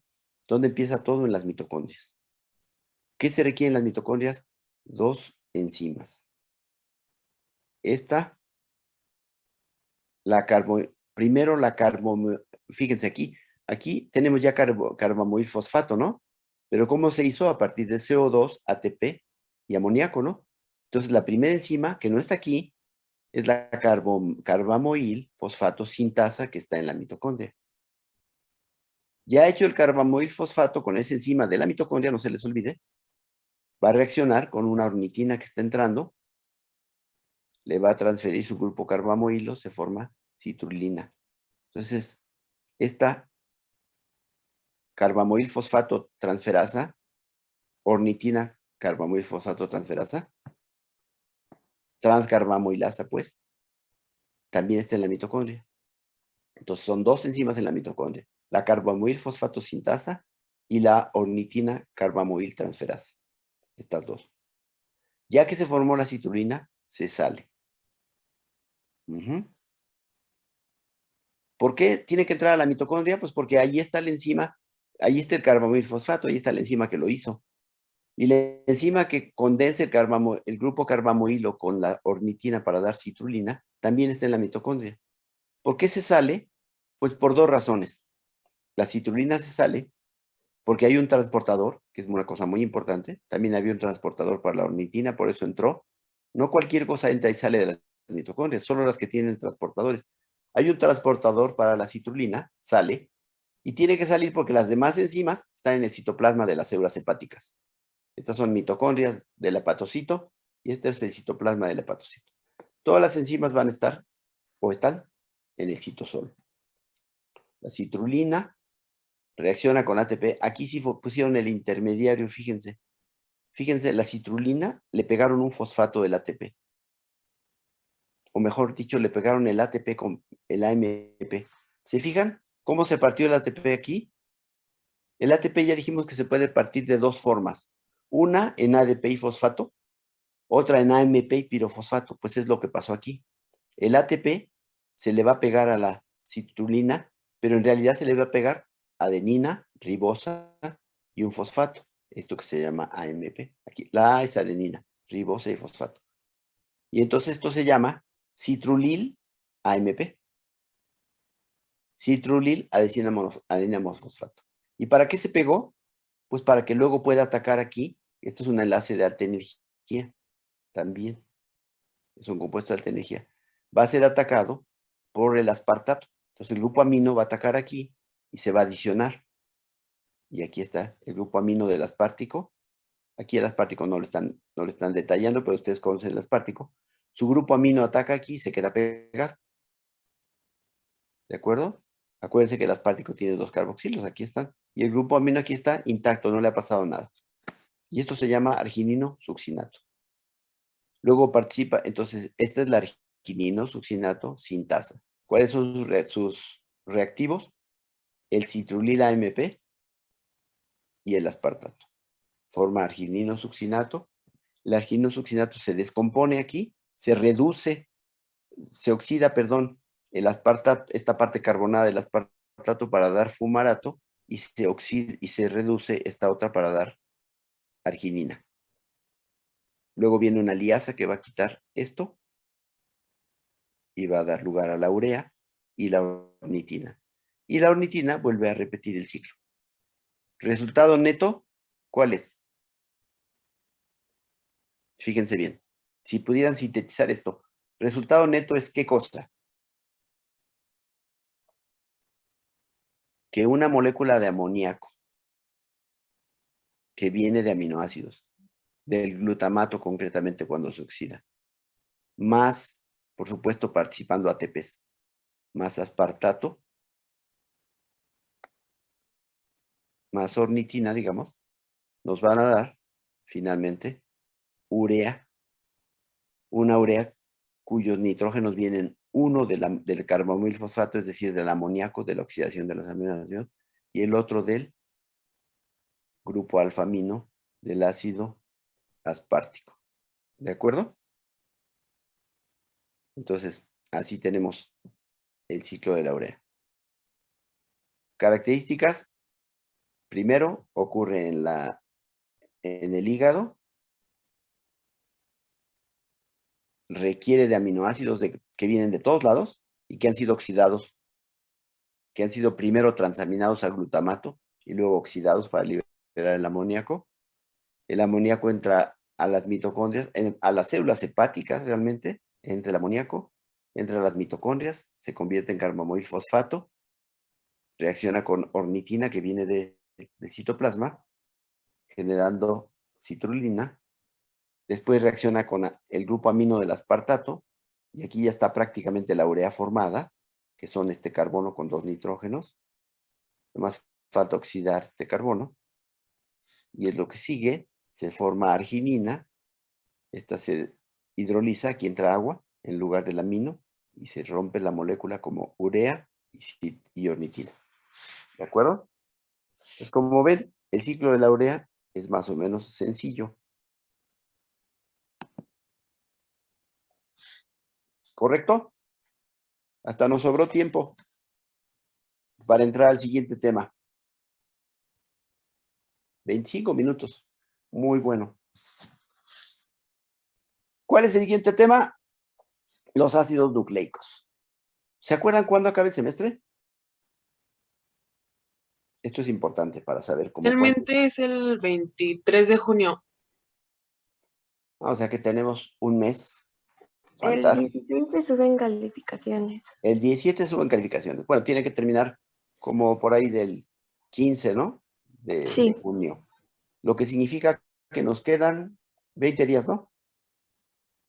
Porque ahorita estamos a 25. Sí, 26. 26, ajá. 26, como tiene 31 días este mes, 5 más 15, 20 días. 20 días representan,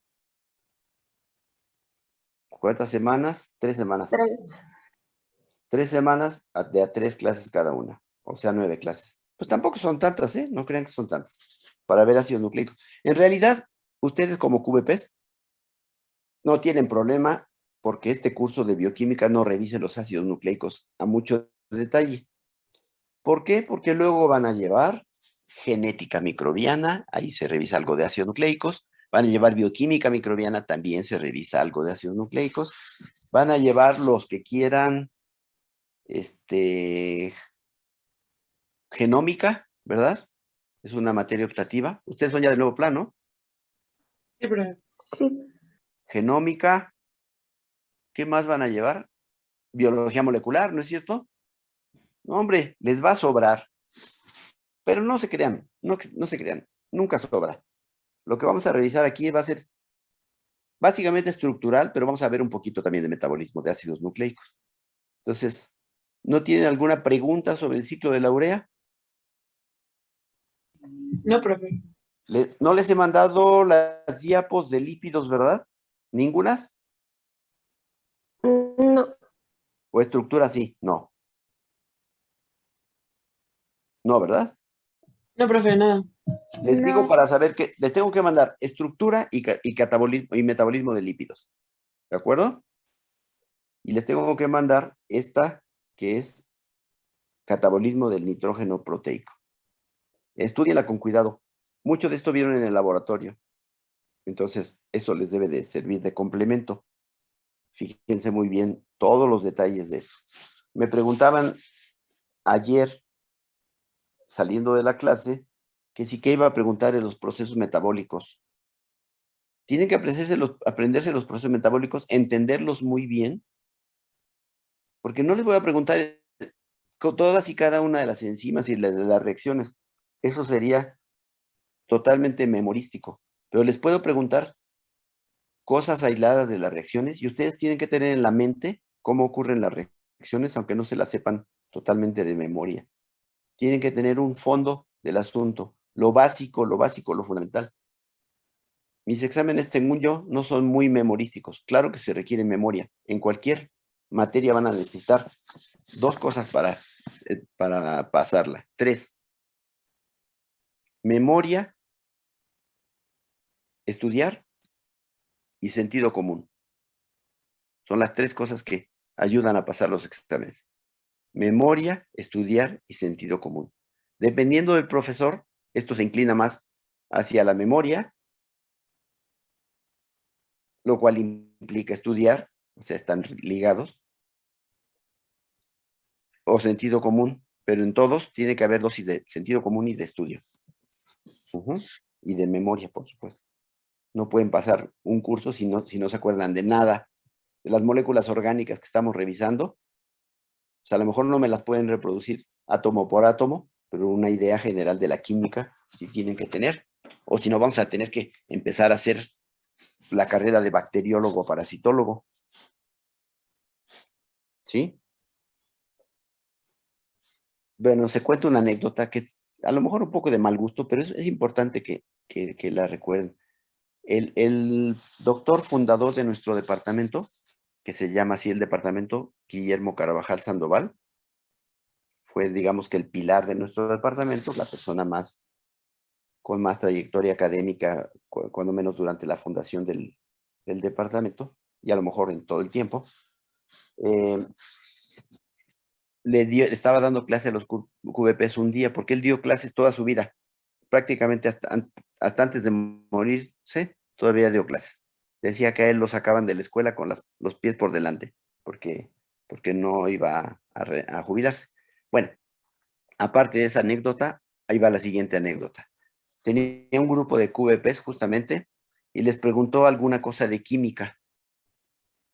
Todo el grupo le preguntó una cosa de química que consideraba que era básica. Nadie contestó. Luego les preguntó algo de bacteriología. Nadie contestó. Y es un poco grosero, pero les dijo, entonces ya nada más les queda la P. Evidentemente de parasitólogos, ¿no? ¿Sí? Pero bueno, todo esto, ¿por qué lo digo? Porque no se tienen que olvidar que son químicos. No son no son microbiólogos así en abstracto, también son químicos. La mayoría, supongo, porque casi siempre es así, de ustedes, va a pasar a hacer análisis clínicos. Es un lugar fantástico para los QVPs, una fuente de trabajo extraordinaria y una fuente de salud importante para todo el mundo, ¿no? Es extraordinario que haya químicos clínicos, QFBs, QVPs, etc. Pero entonces cuando ustedes lleguen a ese lugar, tienen que acordar que son químicos. ¿Eso qué significa? Que a diferencia de un técnico, ustedes entienden la química. Porque hay casos, y yo lo he sabido, por ejemplo, de gente que está en el Seguro Social y dicen, no, pues se acabó el estándar. No, pues no hay estándar, no podemos trabajar. De glucosa. ¿Y qué es el estándar de glucosa? Pues es una glucosa de cierta molaridad. Pues a lo mejor el técnico dice, se acabó el estándar y ya, a todo dar. Me voy a dedicar a leer unas revistas aquí, en el laboratorio, en un cubículo, mientras llegue el estándar. Pero un químico podría ser el estándar. Por tomar glucosa, grado analítico, y prepararla de la molaridad deseada. Algunos técnicos también, no crean. Pero entonces, esto es para que ustedes, cuando ejerzan como químicos bacteriólogos, no se les olvide que son químicos. Porque creo que bacteriólogos y parasitólogos se les olvida menos. Entonces, tienen que refrendar fuera de la escuela toda su formación de químicos, bacteriólogos, parasitólogos. ¿De acuerdo? Después de este rollo, vamos a entrar a los ácidos nucleicos. Bien, tenemos muy poquito tiempo, 17 minutos, pero pues algo se puede ver. Por ejemplo, las cosas más generales de los ácidos nucleicos. Déjenme compartir la pantalla, pero voy a abrir la presentación primero. Que tengo por aquí la tengo, espérenme tantito, no me tardo mucho.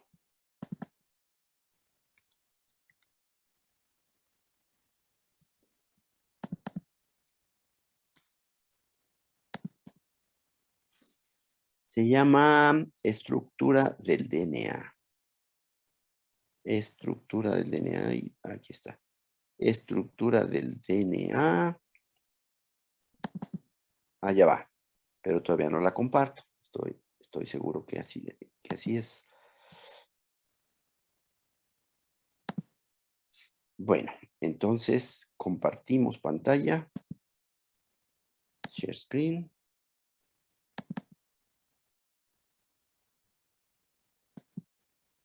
Bueno, ahí la tienen. Vamos a hablar de dos tipos de moléculas que están muy relacionadas químicamente, son muy, muy similares. Tienen pequeñas diferencias, que son el ácido desoxirribonucleico y el ácido ribonucleico. Características generales y tipos de ácidos nucleicos, aquí están. DNA es el material genético de todas las células conocidas, de las mitocondrias y de los cloroplastos. Entonces, no hay célula de este planeta que no tenga como material genético el DNA. Entonces, el material genético de todas las células y de los organelos, mitocondrias, cloroplastos, es DNA. Pero el DNA también puede ser material genético de los virus, de algunos virus. Y en esos virus, hay virus que tienen DNA de cadena doble y hay virus que tienen DNA de cadena sencilla. Pero sigue siendo DNA material genético de todas las células y de muchos virus. El RNA, por su parte, es material genético solamente de virus. No es material genético de las células. Y en los virus, el RNA puede estar igual de cadena simple o doble. ¿De acuerdo? Entonces, en la naturaleza existen DNA de doble cadena, que es el material genético de cualquier célula, DNA de doble cadena, que es el material genético de muchos virus, o DNA de cadena sencilla, que es material genético de algunos virus. Y el RNA solamente es material genético de virus, pero en algunos está en cadena sencilla y en otros está en cadena doble. ¿Está claro? Entonces, hasta ahorita, ¿quién sabe hacer más cosas?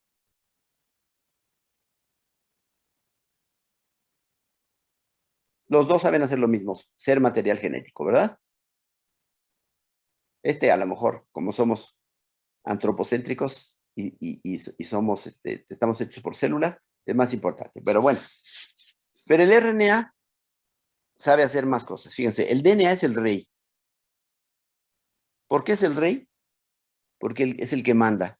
Dices, hazme esta proteína, hazme este RNA, fórmame esta enzima, etcétera. Está dando las órdenes. Bueno, más bien dice, aquí estoy. Vean, y yo tengo aquí, vengan a mi oficina y aquí están las órdenes. Pueden leerlas. ¿De acuerdo? Es lo que hace el DNA. El RNA, pues es el mozo. Dice, a ver, sí, cómo no, voy a leer. Y lo lee. Y dice, bueno, voy a hacer esto, según lo que me estás ordenando, voy a hacer esto. Pero él hace un montón de cosas distintas. Por ejemplo, es material genético. Aquí, este lleva las órdenes también, ¿no? En el caso de los virus, el mismo RNA lleva las órdenes. Pero también sirve como molde para que se formen proteínas. Claro, eso lo copia del DNA. El RNA copia del DNA todo, menos cuando es material genético. Bueno, va a copiarse a RNA. Este RNA lleva la información para hacer proteínas. También algún otro tipo de RNA, este se llama mensajero, RNAs mensajeros. Otro tipo de RNA va a ser parte de los ribosomas, parte estructural de los ribosomas, pero al mismo tiempo también parte funcional. El RNA de los ribosomas no nada más es una como varilla que sirve para hacer un esqueleto, una estructura que es el ribosoma. No, también participa activamente en la síntesis de proteínas. Esto es muy, muy complejo. Va más allá de lo que este curso va a contemplar, pero el RNA ribosomal tiene papeles catalíticos y papeles estructurales y de todo tipo en el ribosoma. Entonces, el RNA ya le está ganando al DNA. ¿Es material genético o es el RNA plantilla para copiar proteínas? ¿O es el constituyente de los ribosomas, que son las estructuras que van a descodificar la información de este RNA? Pero también, como buen mozo, es así como Office Boy, acarrea aminoácidos. Los trae para la síntesis de proteínas. O sea, el RNA es el remedio y el trapito, como dicen el dicho. Tiene de donde se va a copiar la proteína, tiene la herramienta que va a ayudar a copiarla y lleva los aminoácidos ahí. O sea, todo para la síntesis de proteínas está en forma de distintos RNAs, mensajero, ribosomal y de transferencia.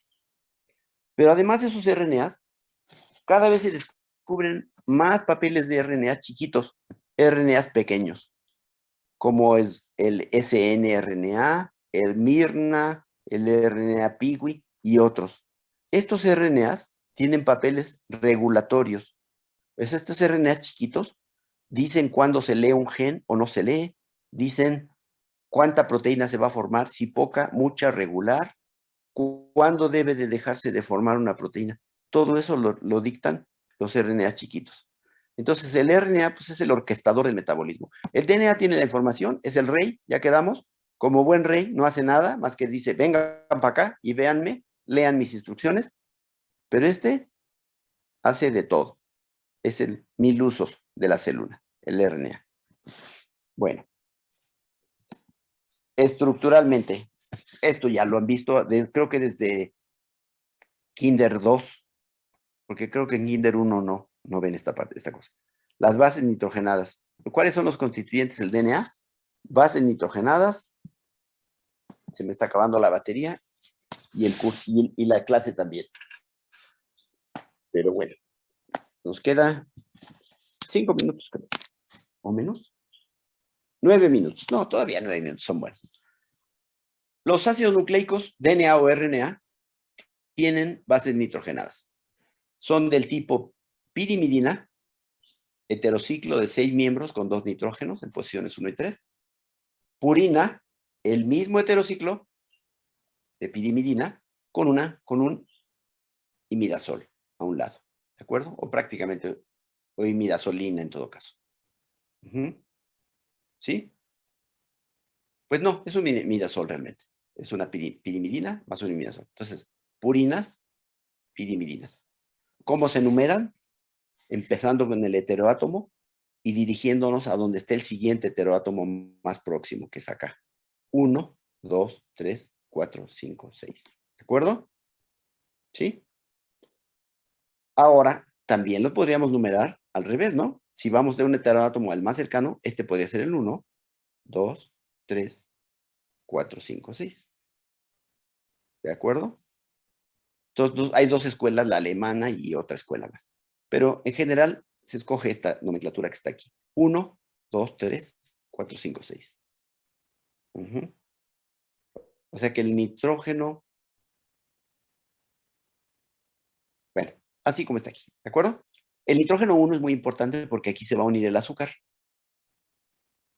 La purina se numera igual.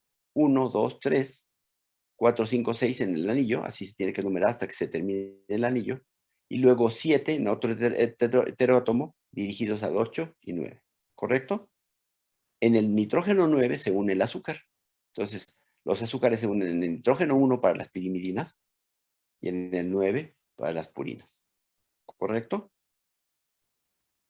Las pirimidinas y las purinas no están así como bases pelonas, tienen grupos sustituyentes y son muy importantes. Los grupos sustituyentes son los que dan los apareamientos en el DNA y en el RNA.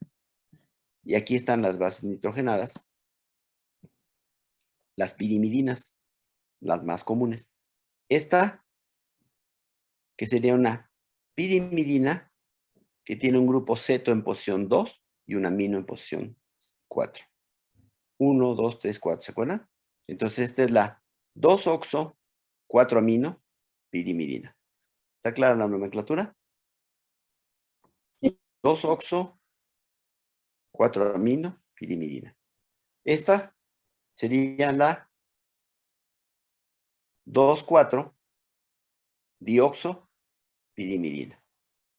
Esta sería, ¿cómo sería? Ahí dice, desgraciadamente todo ya se los doy muy digeridito. ¿Cómo sería? Igual 2,4 o Dioxo, dioxi. ¿sí? 2,4-dioxo, Ah, pues ahí está los 5-metil. 5-metil, pirimidina. ¿De acuerdo? ¿Sí? ¿No hay dudas? Perfecto. Purinas. Y ya con esto vamos a acabar la clase. Purinas. Una que tiene un grupo amino aquí, en posición 6. 1, 2, 3, 4, 5, 6. 6 aminopurina. Otra que tiene un amino en posición 2 y un oxo en 6. 2 aminos, 6 oxo, purina. ¿De acuerdo? Y ya. ¿De acuerdo? Nos vemos la próxima clase. Hasta luego. Luego. Sí. Hasta luego.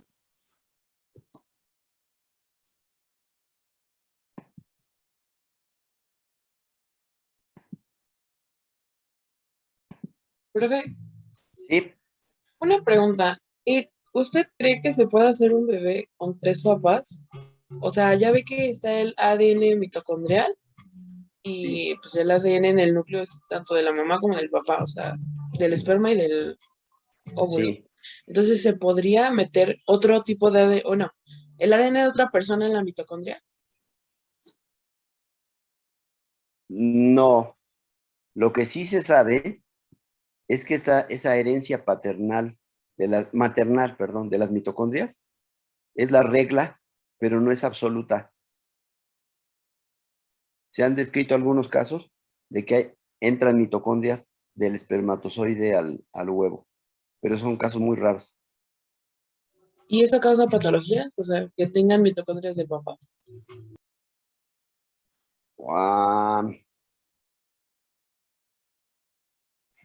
No recuerdo que haya una patología particular, ¿eh? No. Lo que pasa es que la mitocondria tiene muchos papeles, muchísimos papeles. Uno se imagina que se dedica a degradar cosas, ¿no?